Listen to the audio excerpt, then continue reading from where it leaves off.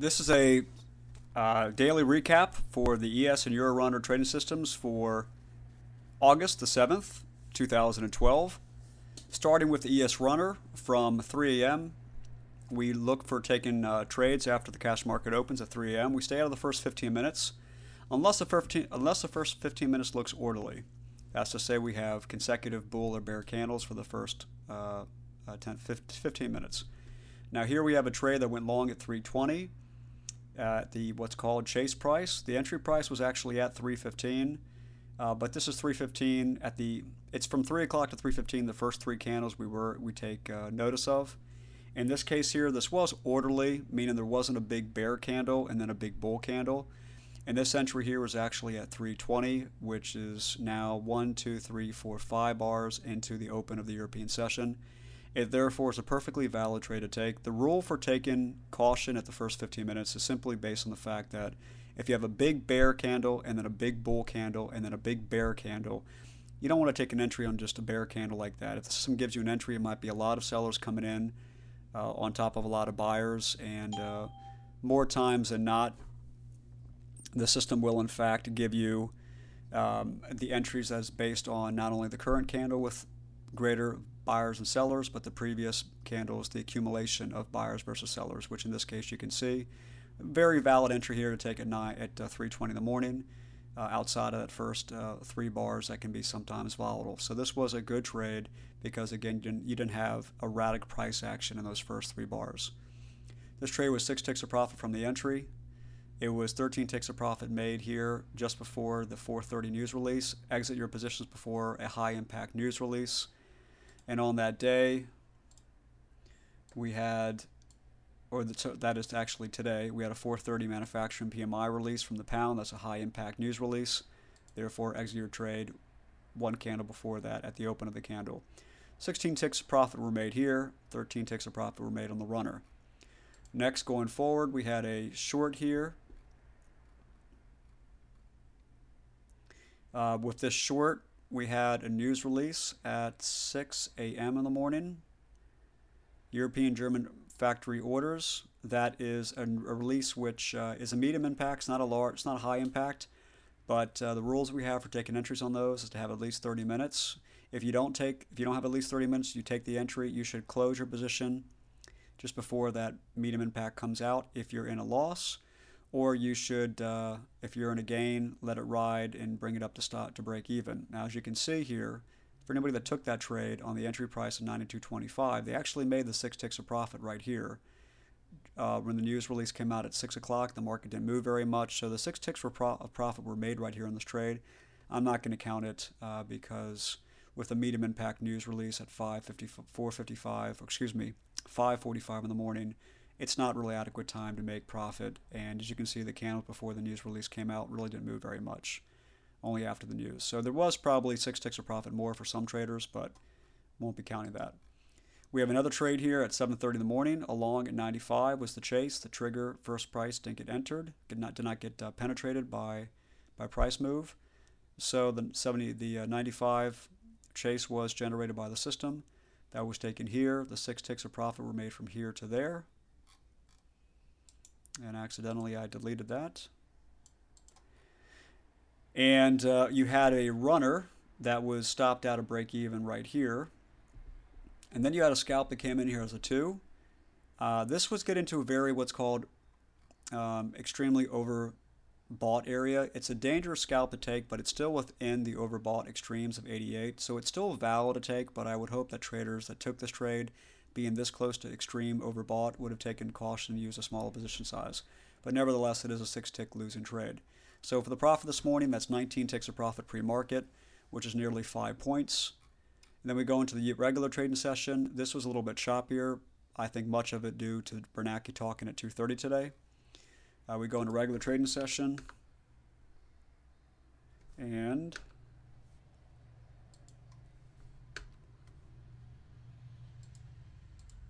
make sure that I got the, oops, I'm using the wrong time frame, 2 minutes.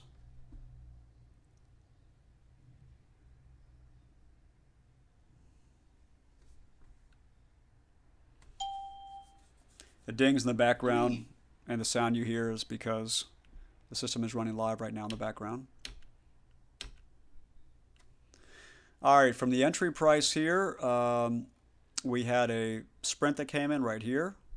The exit of that sprint is the first aqua triangle, or a combination of two down arrows, what's called a twin formation.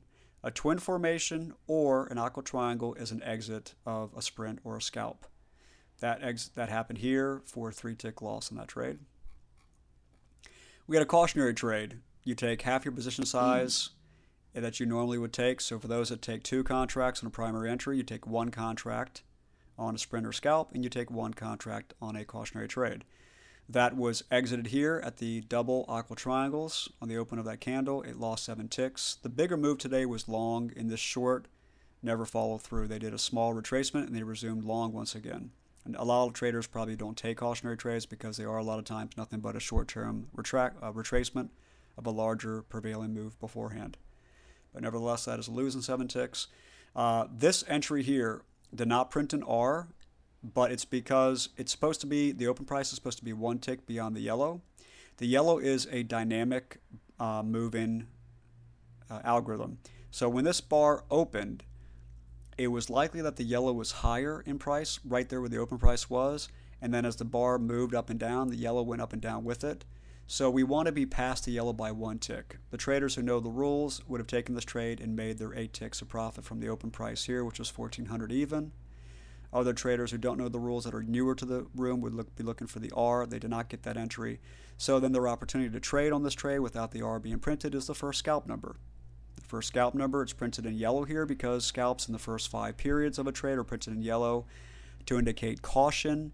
That is to say, if you've taken already a primary entry at 1,400 even, if you're going to add more contracts, you should look to make profit on those contracts before you add additional scalps. In the case of someone not taking this trade as an entry, this was a valid scalp to take. It's either one or the other. A lot of traders, I'm sure, had taken this because, again, it was 1 tick beyond the yellow. By the time it closed, they could have got right back. They could have got into the 1,400 number right here and taken the entry there by the time the yellow price had closed, 1 tick beneath the open price. So if not, let's just use the first scalp to keep it simple. That made 8 ticks of profit here. For those that took this entry, they made the 8 ticks of profit there. They would have taken the second scalp yet because they didn't make the 8 ticks of profit until here anyway.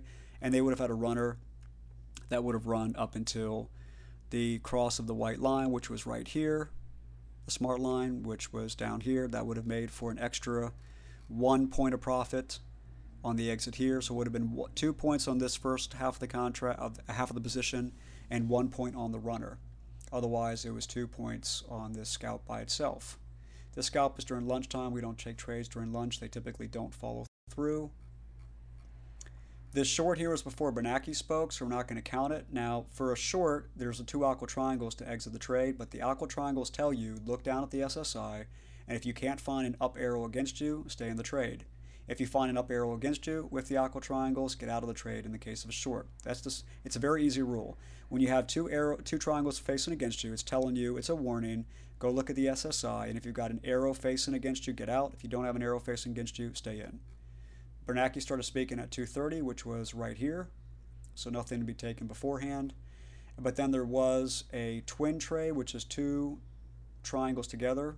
I'm sorry, 2 arrows together, which several traders take this green and would have made 8 ticks of profit there.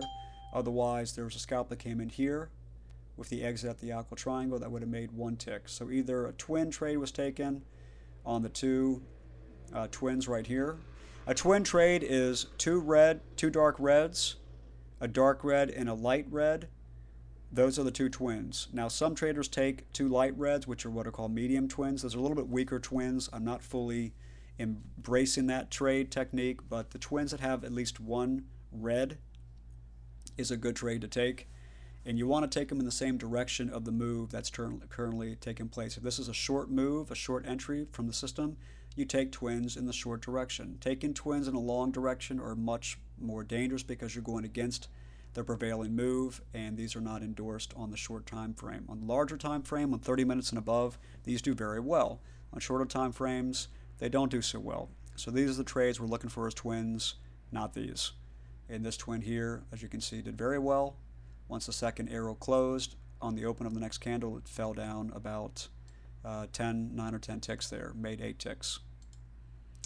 So the day today made 6 ticks, regular trading session. If you exclude that twin, then we end up losing 2 ticks today. But if you counted the primary entry from the runner that made the 1 extra point on the second half of the position, then we're still back up to 4 or 5 ticks. It was a fairly choppy afternoon because of Bernanke, so the regular trading session really didn't make a lot. The pre-market made almost 5 points, so nevertheless it was a good day for the 7th of August, which is a very quiet time to trade. As for the euro had a good day today. The euro, going back to 2 o'clock in the morning where we start taking trades from, here's the first long on the euro. Chase price is 24.08. That's within the 20 pips of the trigger price. So that's a valid chase to take. That made from open price here at 24.08. It made 20 pips of profit here at 28. The runner was brought to a break even. And actually the runner, I mistakenly thought the runner had not been stopped out. The runner was stopped out. So this runner actually is not 19 pips of profit. I got to take that off for the finals. My apologies. I missed that there. The runner was stopped out actually right here. There's a sprint trade for 20 pips of profit from here to there. These scalps along the way of the sprint are not to be taken. When you take the first sprint, you wait to make your 20 pips of profit, which was made right there. You don't take these additional scalps as a rookie trader. So actually, at 12 o'clock when we stop trading the euro, let me take 19 pips off of there. That would leave a total of 35 pips of profit made today. So Monday made 30 pips of profit on the euro. Today made 35 pips of profit.